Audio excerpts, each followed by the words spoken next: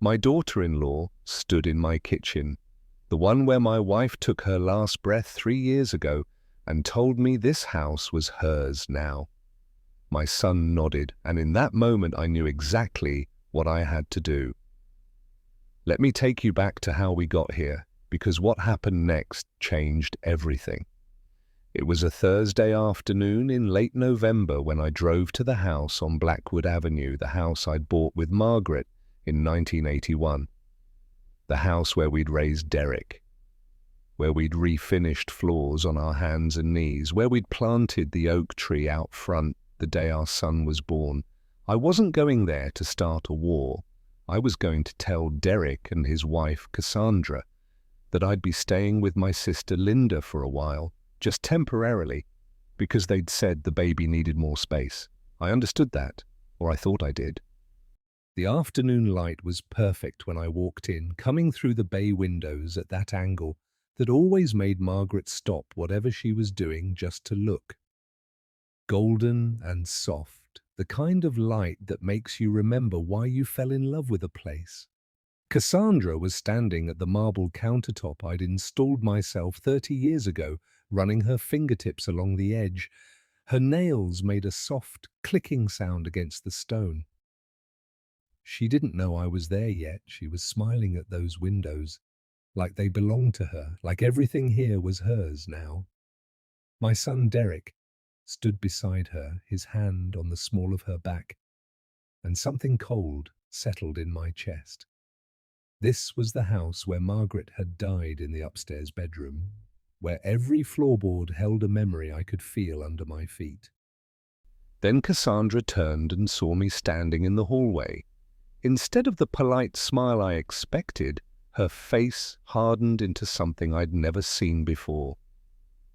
Sharp, certain. She looked at Derek, then back at me, and her voice came out clear and cold. I love this house. It's ours now. Send your dad to live with his sister now. The words hung in the air like smoke. I looked at Derek, waiting for him to say something, waiting for him to tell her she'd crossed a line, that this was still my house, that you don't talk to someone's father like that. But he just looked at me, his face unreadable, and nodded. Actually nodded. My own son. I felt something crack inside me, something that had been holding firm for 3 years since Margaret died. But I didn't shout, I didn't argue, I just smiled. Well, a small, tired smile that felt like it belonged to someone else, and turned and walked back down that hallway where I'd taught Derek to ride his bike on rainy days when he was 6. My feet knew every creak in those floorboards. My hands had painted every wall. And Cassandra thought she could just erase me. Before I dive in, let me know in the comments where you're watching from. And if you enjoy stories like this, please like and subscribe. It helps me keep sharing more. I got in my truck and drove to Linda's house across town. My hands were steady on the wheel. I didn't cry. I didn't rage. I just drove, watching the familiar streets pass by, and felt a strange calm settle over me. By the time I pulled into Linda's driveway, I knew exactly what I was going to do. I was going to take back everything. The next morning, I woke up in my sister's guest room, staring at a ceiling I didn't recognize. The walls were pale yellow. Margaret would have hated that color. She always said yellow made rooms feel nervous, like they couldn't sit still. I could hear Linda downstairs making breakfast, the sizzle of eggs in a pan, the low murmur of the morning news. Everything felt wrong. The bed was too soft. The pillow smelled like lavender instead of the old wood and linseed oil smell of my house. The light came through the wrong window at the wrong angle. I got dressed slowly, each button on my shirt a deliberate choice, each movement measured. When I went downstairs, Linda had already set out coffee for me, black. The way I'd drunk it for 43 years, the way Margaret used to make it every morning before she got sick. Linda didn't ask how I was. She just looked at me with those eyes that were exactly like our mother's, patient and impossibly sad, and slid the cup across the table. "You going back there today?" she asked. I shook my head. Not yet. She stirred her own coffee, the spoon clinking softly against the ceramic. The sound reminded me of Sunday mornings at the house, Margaret reading the paper while I made pancakes, that same gentle rhythm of spoon against cup. "William, that house is legally yours," Linda said quietly. "You know that. Margaret left it to you in the will. You gave Derek and Cassandra permission to stay there while they saved up, but you never transferred the deed." I did know that. I'd thought about it 100 times since Margaret passed, whether I should just sign it over, make it official, give Derek the security of ownership. But something had always stopped me, some quiet voice that said, "Wait, not yet." Margaret used to say I had good instincts about people, that I could sense when something wasn't right, even if I couldn't name it. I'd ignored that voice until yesterday, until I saw my son nod while his wife erased me from my own home. "What are you going to do?" Linda asked. I looked out her kitchen window at the oak tree in her backyard, its branches nearly bare now, November stripping it down to bones. The tree looked cold and exposed, but it was still standing, still strong. "I'm going to take it back," I said. The words felt calm, certain, like I'd known them my whole life and was only now speaking them aloud. Linda didn't smile, but I saw the approval in the set of her jaw, in the way she straightened her shoulders. "Good," she said. Margaret would have taken it back the same day. And she was right. Margaret had been kind, but she was never soft. She'd grown up poor, fought for everything she had, and she didn't tolerate disrespect from anyone. I could almost hear her voice in my head, sharp and clear. I spent the rest of that morning in Linda's garage, going through the boxes I had brought with me, not many. A suitcase of clothes, a photo album with pictures of Derek as a baby, Margaret holding him in the hospital, her face tired and radiant. The metal lockbox where I kept important documents. I opened that box on the workbench, the hinges creaking like an old door, and pulled out the deed. There it was. Thick paper, official stamps, raised lettering, my name, Margaret's name, crossed out by death but still visible in faded ink underneath mine. The house at 847 Blackwood Avenue was mine, legally, completely, undeniably to mine. Cassandra had no claim to it. Derek had no claim to it. I'd let them live there out of love, out of some foolish belief that family meant shared space and shared futures. But love had limits. And yesterday, standing in that hallway, I'd found mine. I looked at the deed for a long time, running my thumb over the embossed seal at the bottom. Then I pulled out my phone and called my lawyer, a man named Stuart Finch, who'd handled Margaret's estate after she died.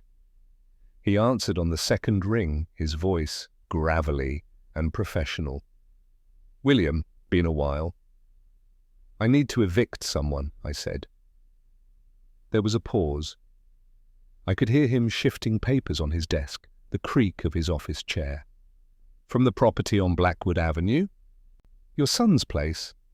"My place," I corrected, and my voice was harder than I meant it to be. "He's been living there with my permission. I'm revoking that permission." Stuart didn't ask why. That's one of the things I'd always appreciated about him. He didn't pry, he didn't judge, he just did his job. "I'll draft the notice," he said. "You'll need to deliver it personally or have it served. 30 days is the standard." 30 days is fine, I said. "Draft it today. I'll pick it up tomorrow." I hung up and sat there in the cold garage, the lockbox still open in front of me, and felt something I hadn't felt in 3 years. Not anger, not even sadness, just clarity, pure, sharp clarity. I knew exactly what I was going to do. I knew it would hurt Derek. I knew it would destroy whatever relationship I had left with Cassandra. I knew it might mean I'd never meet my grandchild. But I also knew this. I had built that house with my own hands. I had loved Margaret in every room. I had earned every inch of it. And I wasn't going to let anyone take it from me, not even my son. But what I didn't know yet was just how far Cassandra was willing to go to keep what she thought was hers. Before I continue, you need to subscribe to Deserved Revenge because what I'm about to reveal will shock you. Hit that subscribe button now. The next day I drove to Stuart's office downtown. It was one of those grey November mornings where the sky looked like old dishwater and the cold seeped through your coat. Stuart's office was in an old building near the courthouse, the kind with creaky wooden floors and radiators that clanged. He met me in the lobby and led me upstairs. The eviction notice was waiting on his desk. Crisp legal paper folded into thirds, my name at the top and Derek's name below. 30 days to vacate, no exceptions. Stuart had included a cover letter explaining the legal basis, citing the original deed, the lack of any transfer agreement, and my right as sole owner to reclaim the property. It was cold, impersonal, exactly what it needed to be. "You sure about this, William?" Stuart asked, handing me the envelope. I looked down at it. Heavy paper, official stamps. The weight of it in my hands felt like a weapon. "Yeah," I said. "I'm sure." Stuart nodded slowly. He'd been a lawyer for 35 years. He'd probably seen 100 families tear themselves apart over property and money and pride. I took the envelope and left. I didn't go to the house right away. Instead, I sat in my truck in the parking lot, holding that envelope in both hands, and thought about the last thing Margaret said to me before she died. She'd been in the hospital bed we'd set up in our bedroom. Her face had been pale and thin, her hands like tissue paper in mine, but her eyes were still sharp. "Don't let them take advantage of you, William," she'd said, her voice barely above a whisper. "You're too kind. Someone will use that against you someday." I'd promised her. And then I'd let Derek and Cassandra move into the house rent-free. I'd been kind. And Cassandra had stood in my kitchen and claimed it as hers. I started the truck and drove to Blackwood Avenue. The house looked the same as always. 2 stories, white siding, black shutters. The big oak tree in the front yard that Margaret and I had planted the day Derek was born. Derek's car was in the driveway. I parked on the street and walked up the path, the eviction notice folded in my jacket pocket. My heart was pounding, but my hands were steady. I knocked on the door. I didn't use my key. That felt important somehow. Cassandra answered. She was wearing one of those soft, oversized sweaters, her hair pulled back. When she saw me, her expression flickered, just for a second. Surprise, maybe, before it smoothed into something polite and distant. "William," she said. "Not Dad. Not even Mr. Fletcher. Just my name, flat and impersonal. We weren't expecting you." "I need to speak with Derek," I said. She didn't move from the doorway. "He's working, home office. He's on a call. I'll wait." She hesitated, then stepped aside. I walked in like a guest, and the wrongness of it burned in my throat. I stood in the entryway, the same spot where I used to take off my work boots every night for 30 years, and looked around. They'd changed things. The family photos Margaret had hung on the wall were gone, replaced by abstract art I didn't recognize. The rug Margaret had picked out was rolled up in the corner. In its place was something beige and modern. Even the smell was different. Cassandra's perfume, something floral and too sweet, had replaced the scent of Margaret's lavender sachets. They'd erased her. I heard footsteps upstairs, then Derek's voice, muffled, talking to someone on the phone. Cassandra stood near the kitchen, arms crossed, watching me. You can sit if you want, she said, but her tone made it clear she didn't actually want me to. I stayed standing. After a few minutes, Derek came down the stairs, pulling off his headset. He looked tired, older than I remembered. Dad, hey, what's going on? I pulled the envelope from my pocket and held it out. He took it, slowly, confused. What's this? Eviction notice, I said. 30 days, you need to be out by December 15th. What would you have done if your own son chose his wife's cruelty over your years of sacrifice? I didn't wait for Derek to respond. I turned and walked out of the house, down the path, past the oak tree, and got into my truck. My hands were steady on the wheel. I didn't look back. By the time I got to Linda's house, the sun was setting, painting the sky in shades of orange and bruised purple. I sat in her driveway for a long time, engine off, watching the colors fade. Linda came out eventually, Bithor, her cardigan wrapped tight against the November cold, and tapped on my window. I rolled it down. You do it? She asked. I nodded. She didn't say anything else, just opened the truck door and waited while I got out. We went inside and she made tea, the kind Margaret used to drink, chamomile with honey. We sat at her kitchen table in silence, and for the first time in days, I felt like I could breathe. He's going to call, Linda said. Tonight. Tomorrow. He's going to beg you to change your mind. I know. What are you going to say?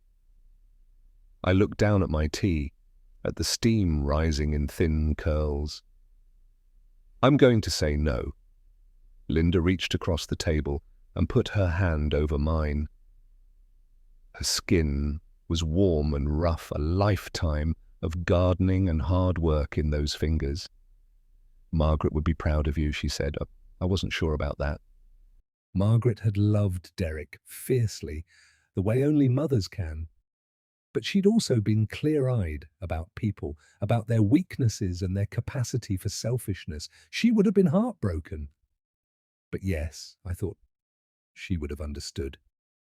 Derek called that night, just like Linda said he would. I was lying in the guest bed, staring at the ceiling, when my phone buzzed on the nightstand. I let it ring 3 times before I answered. Dad. His voice was thick, like he'd been crying. Dad, please. We need to talk about this. There's nothing to talk about, Baye. There's everything to talk about. This is our home. We've built a life here. Cassandra's parents are 3 states away. We don't have anywhere else to go, and the baby's coming in 3 months. You can't just throw us out. I sat up, switched on the lamp. The light felt too bright. I'm not throwing you out. I'm giving you 30 days to find another place. That's reasonable. It's not reasonable. It's cruel. The word hit harder than I expected. Cruel. Was I being cruel? I thought about Cassandra's face when she said the house was hers. I thought about Derek nodding. You stood there and let your wife tell me to leave, I said. You didn't say a word. You just nodded. There was a long silence on the other end. I could hear him breathing, uneven and shallow. I didn't know what to say, he whispered. She caught me off guard. I wasn't thinking. You weren't thinking, or you agreed with her. Another silence. Longer this time. Dad, she's my wife. I have to support her.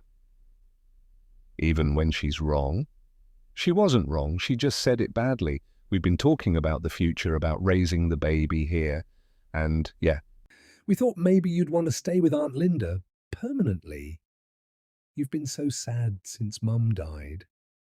We thought a change might be good for you. I closed my eyes. The ceiling light burned red through my eyelids. So, you thought you'd just take the house? We didn't take anything. You offered to let us stay. And now I'm unoffering. That's not fair. Fair? I opened my eyes. Derek, your mother and I bought that house in 1981. We painted every room. We refinished the floors. We planted that oak tree in the front yard the day you were born. Every inch of that place is filled with her. And you think it's fair for Cassandra to look me in the eye and tell me it's hers? His voice broke. What do you want me to do, Dad? Divorce her? Choose you over my wife? And my kid? I want you to have chosen me yesterday, I said. But you didn't, so now we're here. I hung up before he could respond. My hands were shaking. I set the phone on the nightstand and turned off the light, but I didn't sleep. If you're still with me, you won't believe what happens next. Drop a comment below with your country so I know you're here. The next few days were strange, quiet. I stayed at Linda's house and tried to build some kind of routine. I helped her rake leaves in the backyard, the repetitive scrape of the rake against the ground. Oddly soothing. I fixed the loose hinge on her front door. I sat with her in the evenings and watched old westerns on her tiny television. She didn't ask me how I was feeling. She didn't try to fill the silence. She just existed next to me, solid and constant, and I was grateful for that. Derek didn't call again, but Cassandra did. I was in Linda's garage, organizing a shelf of old paint cans when my phone rang. I didn't recognize the number at first, then realized it was the house line. The landline Margaret had insisted on keeping, even though everyone said landlines were obsolete. I almost didn't answer. But something made me pick up. William? Cassandra's voice was clipped, professional, like she was calling a business associate. We need to discuss this situation like adults. There's nothing to discuss. There's plenty to discuss. You're evicting a pregnant woman. Do you understand how that looks? How that will look to everyone who knows us? I leaned against the workbench, suddenly tired. I don't care how it looks. You should, because I've been talking to a lawyer, and he says we might have a case for adverse possession. We've been living there for 2 years, paying for utilities, maintaining the property. We have rights. I felt something cold slide down my spine. You've been living there rent-free as my guests in a house I own outright. You have no claim. We'll see what a judge says. The line went dead. I stood there holding the phone, staring at the rows of paint cans, and felt the first real flicker of anger. Not the cold clarity I'd felt before. Actual anger, hot and sharp. She was going to fight me. She was going to try to take my house through the courts using legal tricks and technicalities, and she genuinely believed she had a right to it. I called Stuart Finch. He answered immediately. William, I was expecting your call. She's claiming adverse possession. I know, her lawyer contacted me this morning. It's a bluff. She doesn't have standing. Adverse possession requires hostile possession, meaning without the owner's permission. You explicitly gave them permission to stay. It's documented in emails and text messages, correct? Yes. Then she has nothing. But she's going to draw this out, make it expensive and exhausting. Are you prepared for that? I thought about Margaret, about the house, about Derek's face when he nodded. Yes, I said. I'm prepared. But even as I said it, I wondered if I really was. That night, I couldn't sleep. I kept thinking about Cassandra's voice on the phone, the cold certainty in it, and something Linda had said years ago about people who marry for security instead of love. She'd said it about someone else, some cousin's husband, but the words came back now. When people marry for security, they'll do anything to protect it, even destroy the people who gave it to them. I got up and went downstairs. Linda was still awake, sitting at the kitchen table with a cup of tea and a crossword puzzle. She looked up when I came in, didn't say anything, just pushed the teapot toward me. I poured myself a cup and sat down. She's fighting the eviction, I said. Linda nodded slowly. Figured she might. She thinks she can win. Can she? Stuart says no, but it's going to be ugly. Linda set down her pen and looked at me, really looked at me, the way Margaret used to when she was about to say something I needed to hear. William, you need to ask yourself something. Is this about the house or is this about Derek? I didn't answer right away. I watched the steam rise from my tea, curling and dissipating. Both, I finally said. It's about him choosing her over me. It's about her thinking she can just erase me. It's about everything Margaret and I built being treated like it doesn't matter. And if Derek apologizes, if he comes to you tomorrow and says he's sorry, that he'll talk to Cassandra, that they'll leave quietly. I thought about that. Tried to imagine Derek showing up at Linda's door, his face full of regret, begging for forgiveness. Part of me wanted that, wanted my son back, but another part, the part that had been growing stronger since the moment I handed him that eviction notice, knew the truth. He won't, I said. He's chosen his side. Linda picked up her pen again, went back to her crossword. Then you'd better be ready for war. And I realized, sitting there in my sister's kitchen at midnight, that I already was. The question was whether Cassandra understood who she was going up against. I wasn't sure she did, but she was about to find out. The letter from Cassandra's lawyer arrived 6 days later. Linda brought it to me in the garage where I was replacing the blade on her lawn mower, even though it was November and the grass had stopped growing weeks ago. I needed something to do with my hands. The envelope was thick, expensive-looking paper, the kind that's supposed to intimidate you before you even open it. I wiped the grease off my fingers with a rag and tore it open. Inside was 4 pages of legal language, but the core message was simple. Cassandra and Derek were contesting the eviction. They were claiming that my allowing them to live in the house rent-free for 2 years constituted an implied gift of the property, and that evicting them now, especially with a baby on the way, was retaliatory and done in bad faith. They were asking for a temporary restraining order to stop the eviction and a court hearing to determine ownership. I read it twice, then handed it to Linda. She scanned it quickly, her mouth getting tighter with each paragraph. "This is garbage," she said. "Stuart said it would be." "When's the hearing?" 3 weeks, December 7th. Linda handed the papers back to me. "You going to fight it?" I looked down at the lawyer's signature at the bottom, some firm in the city with 3 names I didn't recognize. They were expensive. Cassandra and Derek didn't have that kind of money, which meant they'd taken out a loan or borrowed from someone. They were serious. "Yeah, mother," I said, I'm going to fight it." But even as I said it, I felt something heavy settle in my chest. This wasn't just about the house anymore. This was going to destroy what was left of my relationship with Derek. There was no coming back from this. I met with Stuart 2 days later in his office downtown. He had the letter spread out on his desk, yellow highlighter marks all over it, and he didn't look worried. That should have made me feel better, but it didn't. "They don't have a case," he said, tapping the papers with his pen. "Implied gift requires clear evidence that you intended to transfer ownership. Letting them live there doesn't meet that standard, and the bad faith argument is weak. You're the owner.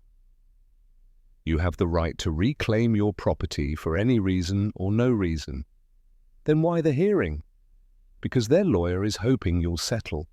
He's trying to scare you into letting them stay longer, maybe offering them money to relocate. It's a negotiation tactic." I shook my head. "I'm not giving them money." Stuart leaned back in his chair, studied me. "William, I have to ask, if this goes to court, Derek's going to have to testify. Cassandra's going to have to testify. It's going to be public and painful. Are you sure you want to do that to your family?" "They did it to themselves," I said. But my voice sounded hollow. Stuart didn't push. He just nodded and started going over the timeline, what documents we'd need, what questions I should be prepared to answer. I tried to focus, but my mind kept drifting. I kept seeing Derek as a kid, maybe 7 years old, standing in the doorway of the house on Blackwood Avenue the first day we moved in. He'd looked up at me with those wide brown eyes, Margaret's eyes, and said, "Is this really ours, Dad?" And I'd said yes. I'd promised him it was ours. Forever. I wondered what that little boy would think of the man he'd become. The night before the hearing, I didn't sleep at all. I lay in Linda's guest bed and stared at the ceiling, running through everything that had happened. Every choice, every word. Wondering if I'd made a mistake somewhere, if there was a moment I could have handled differently. But every time I replayed Cassandra's voice saying, "It's ours now," every time I saw Derek nod, I knew I hadn't. This wasn't about a misunderstanding. This was about respect, about whether the life Margaret and I built meant anything. At 5 in the morning, I gave up on sleep and got dressed. I put on the suit I'd worn to Margaret's funeral. Dark grey, the tie she'd bought me for our 40th anniversary. I looked at myself in the mirror and barely recognized the man looking back. Older, harder. I looked like my father. Linda was already up, making coffee. She handed me a cup without a word, and we sat together in the pre-dawn quiet. "You ready?" she asked. "No," I said, but I'm going anyway." She smiled, sad and small. "That's all you can do." Stuart picked me up at 7. The courthouse was downtown, an old stone building with wide steps and narrow windows. It looked like a place where bad things happened. We went through security, metal detectors and board guards, and then up to the 3rd floor where the family court hearings were held. Derek and Cassandra were already there, sitting on a bench outside the courtroom with their lawyer, a man in his 50s with silver hair and a suit that probably cost more than my truck. Cassandra looked pale, her hand resting on her belly. Derek looked sick. When he saw me, his face crumpled just for a second before he looked away. We didn't speak. Stuart guided me to a bench on the opposite side of the hallway and we sat down.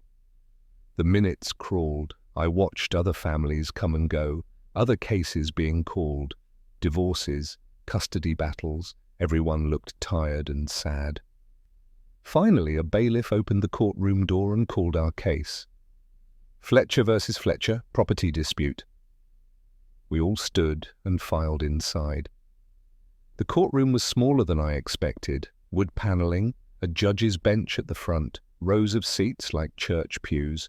The judge was a woman in her 60s, grey hair pulled back, glasses on a chain around her neck. She looked at us over the top of a manila folder and sighed like she'd already heard this story 100 times. "This is a preliminary hearing regarding an eviction notice and a motion for a temporary restraining order," she said. "I've reviewed the filings. Let's keep this brief. Counsel for the respondents, you may begin." Cassandra's lawyer stood up. He was smooth, confident, the kind of man who'd been doing this for decades. He laid out their case calmly. 2 years of residency, no rent paid, which he argued demonstrated my intent to gift the property. The pregnancy, the lack of alternative housing. He made it sound like I was a monster. Then it was Stuart's turn. He was quieter, less flashy, but precise. He walked the judge through the deed. The emails where I'd explicitly said they could stay temporarily, the fact that I'd never transferred ownership or signed any documents. He argued that generosity wasn't the same as a gift and that I had every legal right to reclaim my property. The judge listened to both sides, her face unreadable. Then she looked at me. "Mr. Fletcher, why are you evicting your son and daughter-in-law?" The courtroom went silent. I stood up slowly. Stuart had told me I didn't have to answer, that I could let him handle it, but I wanted to, I needed to. Because my daughter-in-law told me the house was hers and that I should leave now, I said. And my son agreed with her. That house is the only thing I have left of my wife, and I won't let them take it from me. The judge's expression softened, just a little. She looked at Derek. Is that accurate? Derek opened his mouth, closed it. Cassandra's lawyer whispered something to him. Finally, Derek nodded. We didn't mean it the way it sounded, Beau, he said, but yes, that's what happened. The judge was quiet for a long moment. Then she closed the folder. Motion for a temporary restraining order is denied.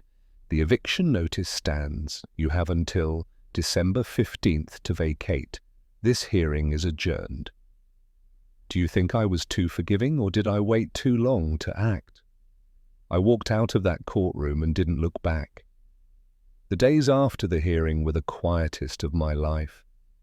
I went back to Linda's house and sat in her living room and felt nothing. Not relief, not victory, just a hollow space where something used to be. Linda tried to talk to me a few times, but I didn't have words. I just sat there, staring at the wall, thinking about Derek's face in the courtroom, the way he looked at me like I was a stranger. On December 10th, 5 days before the eviction deadline, Linda came into the living room and sat down next to me. She didn't say anything at first, just sat there with her hands folded in her lap. Then she spoke, her voice soft. Margaret used to say that the hardest part of being a parent was letting your kids make their own mistakes.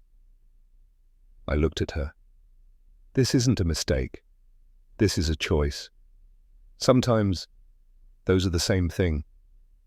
I didn't have an answer for that. Linda reached over and squeezed my hand. You did the right thing, William. But that doesn't mean it doesn't hurt. And that was the truth of it. I'd won. The house was still mine. But I'd lost my son. That night I drove past the house on Blackwood Avenue. I didn't plan to. I just found myself on that street, slowing down as I passed. The lights were on inside. I could see shadows moving behind the curtains. Derek's car was in the driveway, packed with boxes. They were leaving. I pulled over and sat there in the dark, the engine idling, and watched.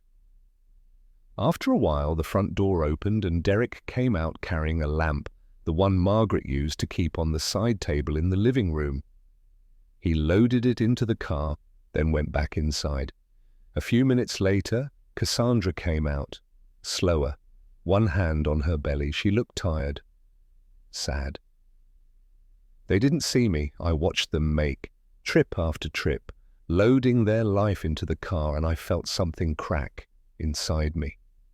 Not regret, not exactly, but grief for what we used to be, for what we'd never be again. On December the 15th, I went back to the house, and Stuart had advised me to wait until the afternoon, to give them time to finish moving, but I couldn't. I needed to see it. I pulled up at 8 in the morning. Derek's car was gone. The driveway was empty. I sat in my truck for a long time, just looking at the house. It looked the same. White siding, black shutters, the oak tree in the front yard, but it felt different, like something had died there. I got out and walked up the path. The front door was unlocked. I pushed it open and stepped inside.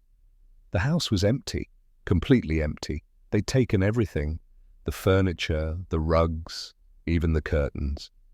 My footsteps echoed on the bare hardwood floors as I walked through the rooms, the living room where Margaret and I used to watch television, the kitchen where we'd had breakfast every morning for 30 years, the bedroom where she'd died, all of it empty. I stood in the middle of the living room and looked around, and for the first time since Margaret passed, I cried. Not quiet tears, deep, wrenching sobs that came from somewhere I didn't know existed. I cried for Margaret, for Derek, for the family we used to be. I cried until I couldn't breathe, until my chest ached, and then I sat down on the floor in the empty house and let the silence swallow me. After a long time, I heard footsteps behind me. I turned and saw Linda standing in the doorway. She must have followed me. She didn't say anything. She just came and sat down next to me on the floor, and we stayed there together in the empty house until the light started to fade. I stayed in that house for 3 days. I brought a sleeping bag and a cooler, and I camped out in the living room like a stranger. I walked through every room, touched every wall, remembered every moment. I found small things they'd left behind. A nail hole in the wall where a picture used to hang. A scuff mark on the baseboard from Derek's bike when he was 10. Margaret's initials carved into the windowsill in the kitchen. Something she'd done on a whim one afternoon 30 years ago. I traced them with my finger and felt her presence like a weight in the room. On the third night, I sat in the dark living room and heard a knock at the door. I wasn't expecting anyone. Linda knew where I was, but she'd promised to give me space. I got up and opened the door. Derek was standing on the porch. He looked awful, unshaven, dark circles under his eyes. His hands were shoved in his pockets, and he wouldn't meet my eyes. "Can I come in?" he asked. I stepped aside. He walked past me into the empty living room and looked around, his face unreadable. Then he turned to me. "I'm sorry," he said. His voice broke on the last word. "I'm so sorry, Dad. I should have stood up for you. I should have told Cassandra she was wrong. I should have—" He stopped, took a shaky breath. "I don't know how to fix this." I looked at my son, this man I had raised, and felt 1,000 things at once. Anger, love, grief, forgiveness. I didn't know which one to choose. "I don't know either," I said. We stood there in the empty house, the silence stretching between us, and I realized something. This wasn't an ending. It was a pause, a long, painful pause. Maybe someday we'd find our way back to each other. Maybe we wouldn't. But right now, in this moment, all I could do was stand here and let him see what his choice had cost. "You should go," I said quietly. Derek nodded. He looked like he wanted to say something else, but he didn't. He just turned and walked out. And I listened to his footsteps fade down the path. I closed the door and stood there in the dark, alone in my house, and felt the weight of everything settle over me. This was my victory. But it didn't feel like one. The next morning I called a furniture store and started ordering things, a couch, a bed, a kitchen table. I called a cleaning service and had them scrub the whole place, top to bottom. I went to the hardware store and bought paint, the same color Margaret had chosen for the living room, a soft cream that made the light feel warm. I spent the next 2 weeks putting the house back together, not the way it was, that was gone, but something new, something that was just mine. Linda came over and helped me hang pictures. We didn't talk much. We just worked side by side, the way family does. By New Year's Eve, the house was livable again. I sat in the new armchair in the living room, a fire crackling in the fireplace, and looked around. It wasn't the same. It would never be the same. But it was home. And for now, that was enough. My phone buzzed. A text from Derek. "Happy New Year, Dad. I love you." I stared at the message for a long time. Then I typed back, "I love you too." It wasn't forgiveness, not yet. But it was a start, and maybe, I thought, that was all we needed, a place to begin again. But as I sat there watching the fire burn down to embers, I couldn't shake the feeling that something else was coming, that this wasn't over. I just didn't know what it was yet. January came in cold and grey. I settled into a routine in the house, learning to live alone in a space that had always been filled with other people. I made coffee in the mornings and sat at the kitchen table Margaret and I used to share. I read the newspaper. I listened to the radiator tick and hum. I existed. Derek and I texted occasionally. Short messages, surface-level things. How are you? Fine. You? It felt like talking to a stranger, but it was something. Cassandra never reached out. I didn't expect her to. Then on January 18th, 3 weeks into the new year, I got a call from a number I didn't recognize. I almost didn't answer, but something made me pick up. Mr. Fletcher? A woman's voice. Professional, cautious. Yes. This is Amanda Westbrook. I'm a social worker with the County Family Services Department. I'm calling regarding a report we received. My stomach dropped. What kind of report? A report alleging that you may pose a risk to your grandchild. I need to schedule a time to speak with you and conduct a home visit. I sat down heavily on the couch. Who filed the report? I'm not at liberty to say, but I do need to speak with you. Are you available tomorrow afternoon? I wanted to say no. I wanted to tell her this was insane, that I'd never even met my grandchild, that this was retaliation, but I knew that wouldn't help. Yes, I said. I'm available.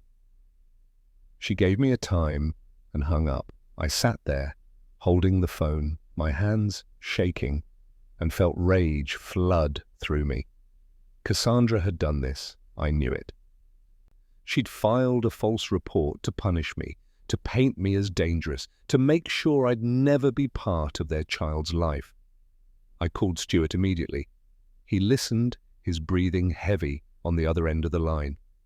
This is serious, William. Even a baseless accusation like this can follow you.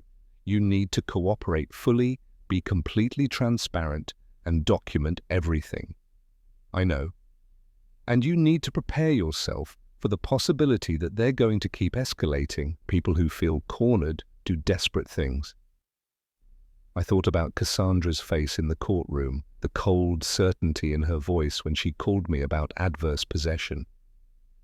Stuart was right. She wasn't going to stop. Amanda Westbrook arrived the next day at 2 o'clock. She was younger than I expected, maybe mid-30s, with dark hair pulled into a neat bun and a tired smile. She shook my hand and asked if she could look around. I said yes. She walked through every room, taking notes on a tablet. She asked me questions about my relationship with Derek, about Margaret's death, about why I'd evicted them. I answered everything honestly, keeping my voice calm, even though my heart was hammering. She asked if I had a history of violence. I said no. She asked if I'd ever threatened Derek or Cassandra. I said no.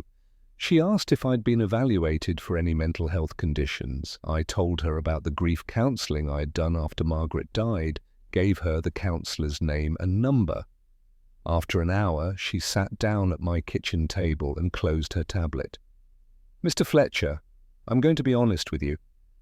The report we received alleged that you were emotionally unstable and potentially a danger to yourself and others.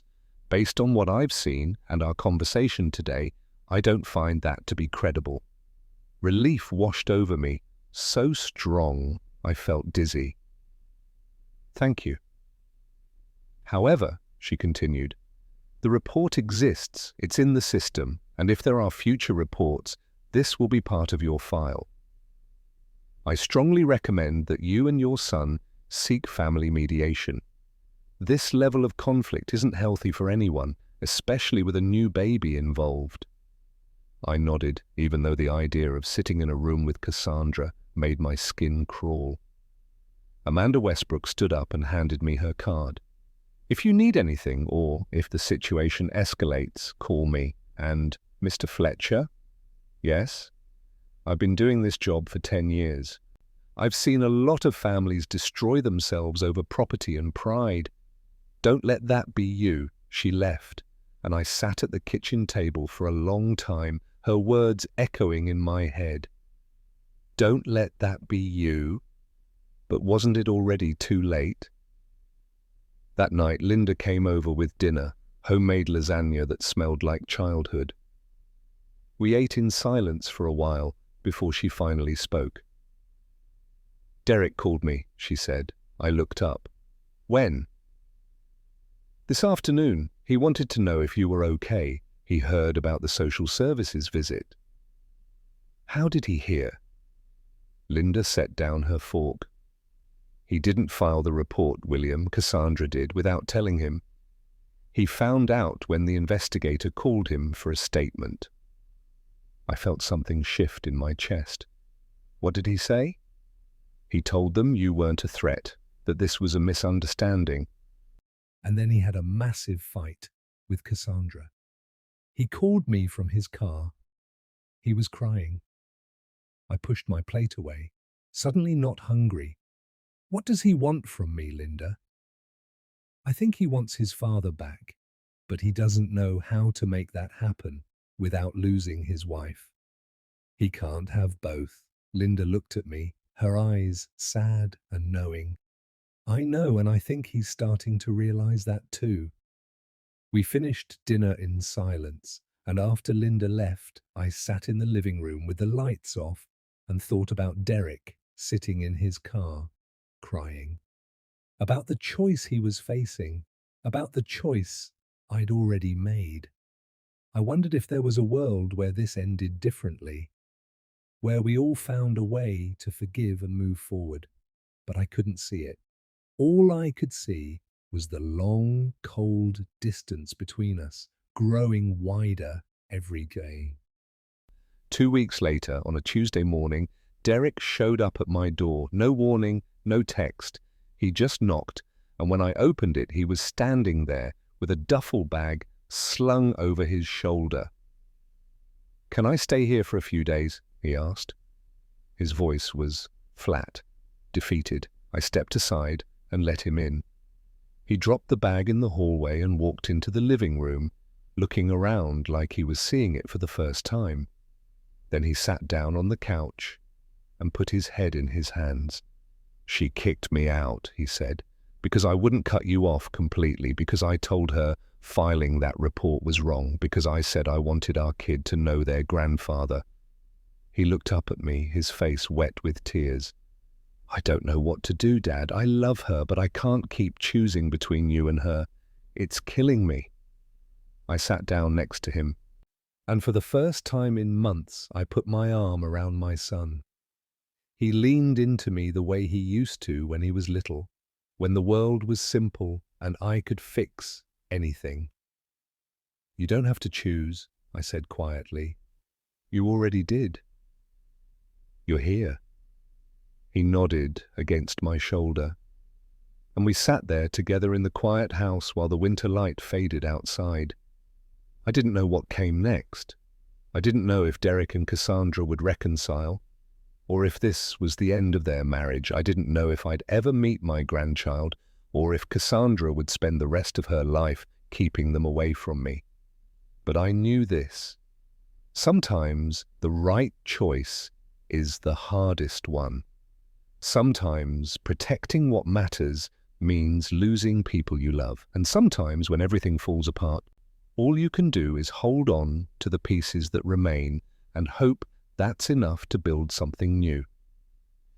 Derek stayed with me for 3 weeks. We didn't talk much about Cassandra. We just existed together, father and son, learning how to be a family again. And slowly, carefully, we started to heal. The day Derek moved back in with Cassandra, I helped him pack his things into his car. He'd gotten a call the night before. She wanted to talk, wanted to try counseling, wanted to find a way forward. I was happy for him, I was. But I also knew that things between Cassandra and me would never be okay. That bridge had burned completely. "You don't have to do this," I told him, as he loaded the last box into the trunk. "I know," he said, but I want to. I have to try. For the baby." I nodded. I understood. He closed the trunk and turned to me, and for a moment we just looked at each other. Then he pulled me into a hug, tight and fierce. "I love you, Dad. And I'm sorry for all of it." "I love you too," I said. and I forgive you." He pulled back, wiping his eyes. "Do you really?" I thought about that, about everything that had happened, about the pain and the anger and the loss. And I realized that yes, I did. Not because what he'd done was okay, but because he was my son, and love doesn't keep score. "Yeah," I said, "I really do." Derek got in his car and drove away, and I stood in the driveway and watched until he disappeared around the corner. Then I went back inside my house, the house I'd fought for, the house that was mine again, and I sat in Margaret's favorite chair and felt her presence like a hand on my shoulder. "I did it," I whispered to the empty room. I held on, and somewhere I thought she was proud. The moral here is simple. Never let anyone, not even family, take what you've earned and built with your own hands. Love doesn't mean surrender. Sometimes it means standing your ground, even when it breaks your heart, even when it costs you everything. Because in the end, the only person you have to answer to is yourself. And I could live with the choices I had made. I am reading and replying to every comment under this post. Let me know what you would have done in my place. And if this story moved you, if it made you think or feel or remember something important, subscribe to Deserved Revenge, because sometimes the stories that hurt the most are the ones we need to hear. Thank you for being here. Thank you for listening. And remember, your home, your heart, your life, they're yours to protect. Don't ever apologize for that.